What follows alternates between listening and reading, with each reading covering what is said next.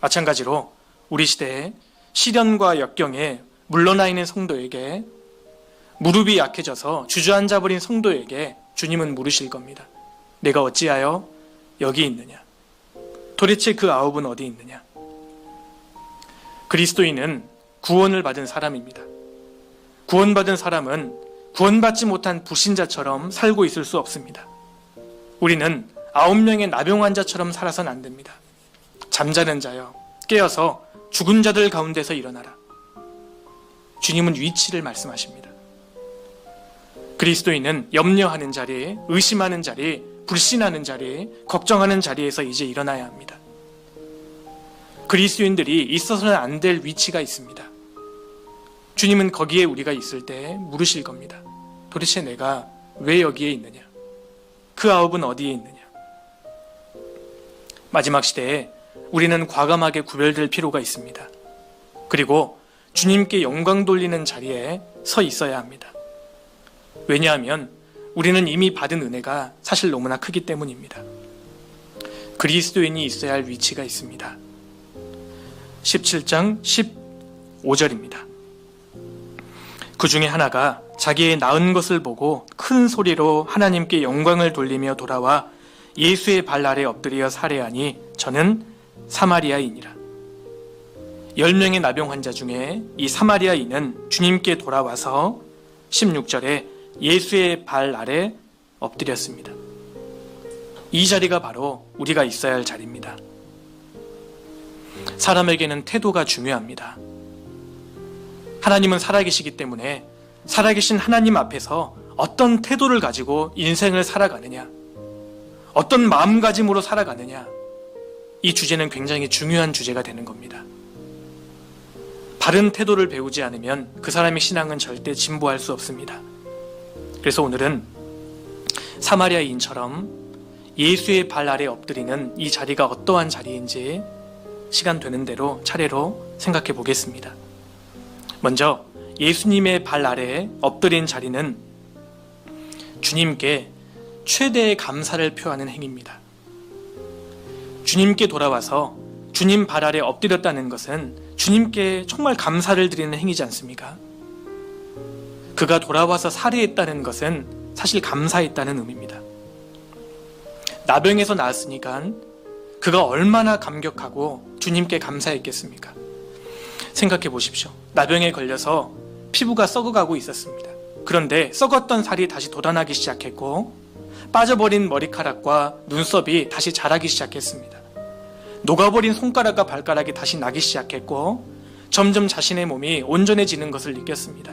그는 감격했을 겁니다. 그리고 주님께 너무 감사했을 겁니다. 그리고 제사장에게로 가던 길에 돌아와서 주님께 그 발 아래 엎드렸습니다. 주님, 정말 감사합니다. 이처럼 은혜를 깨달은 그리스도인의 대표적인 반응이 감사합니다. 진실로 의인이 주의 이름에 감사하며 정직한 자가 주의 앞에 거하리이다. 구원을 받은 그리스도인의 첫 번째 반응은 감사합니다. 주님은 구원받은 그리스도인이 이 감사의 자리에 있기를 원하십니다. 사실 그리스도인은 세상 사람들이 감사하지 못할 상황에서도 감사할 수 있는 사실 유일한 존재입니다. 그것이 우리가 구원받았다는 분명한 증거이며 신앙의 바탕이 되는 겁니다. 우리가 이 세상을 사는 가운데 어떠한 어려움과 역경이 찾아온다 할지라도 실망하지 않고 주님께 감사드릴 수 있는 이유가 사실 딱 한 가지 있습니다. 주님이 우리를 구원해 주셨습니다. 주님이 나 같은 사람을 구원해 주셨습니다. 우리가 인생을 사는 가운데 실망하지 않는 유일한 것은 내가 구원을 받았다는 사실이고 내가 인생을 살아가는 가운데 주님을 만났다는 사실입니다. 그분이 나를 구원해 주셨습니다. 우리는 구원해 주신 은혜에 대해서 끊임없이 감사하는 것이 필요합니다. 우리 누가복음 17장 말씀은 잠깐 잡으시고요. 시편 136편을 찾겠습니다. 시편 136편입니다.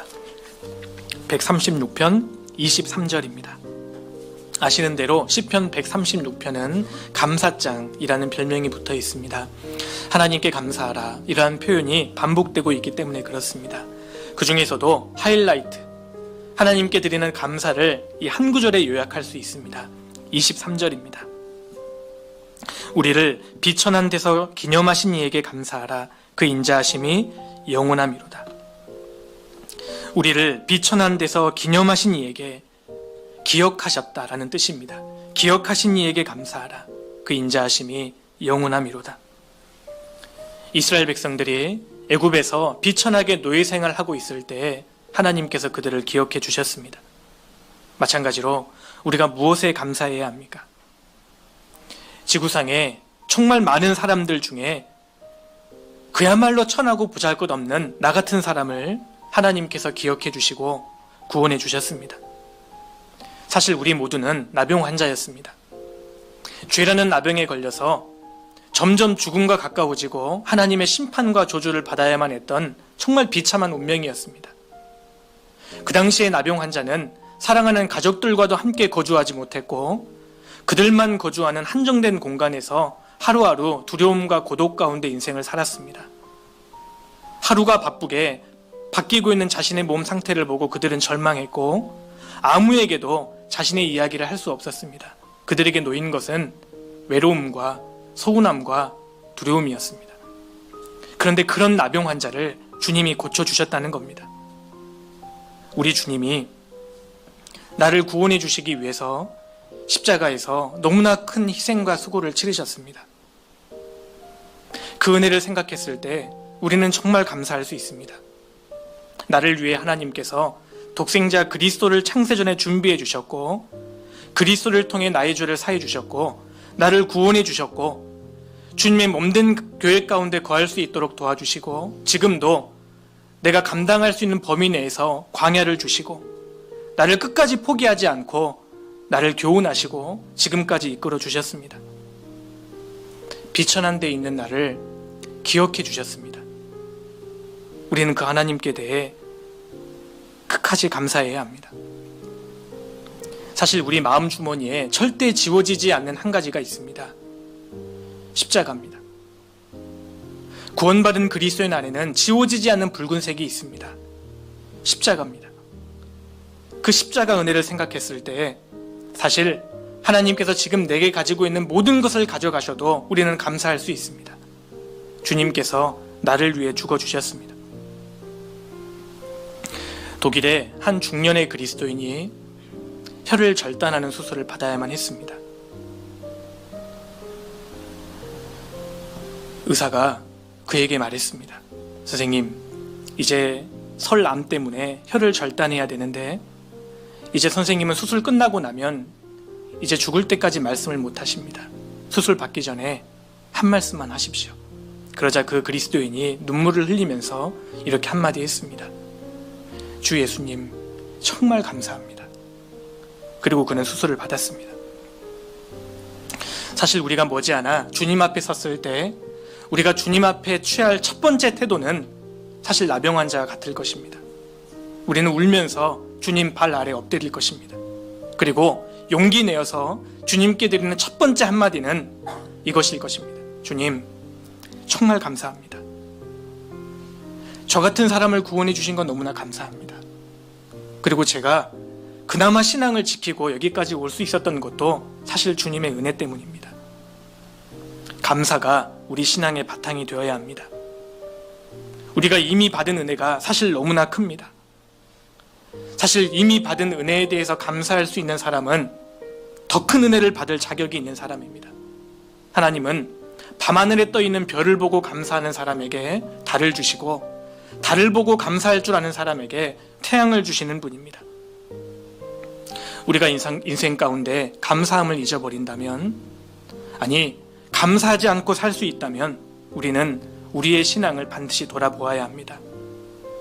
내가 지금 감사의 자리에 있지 않고 요즘 내 입에서 불평하는 말이 많이 나오고 있다면, 내가 원망의 자리에 앉아 있다면 주님은 틀림없이 물으실 겁니다. 내가 도대체 왜 여기에 있느냐? 그리고 그 아홉은 어디 있느냐? 그리스도인은 예수의 발 아래에 엎드려야 합니다. 그곳이 우리가 있어야 할 자리입니다. 그 첫 번째 자리는 감사의 자리입니다.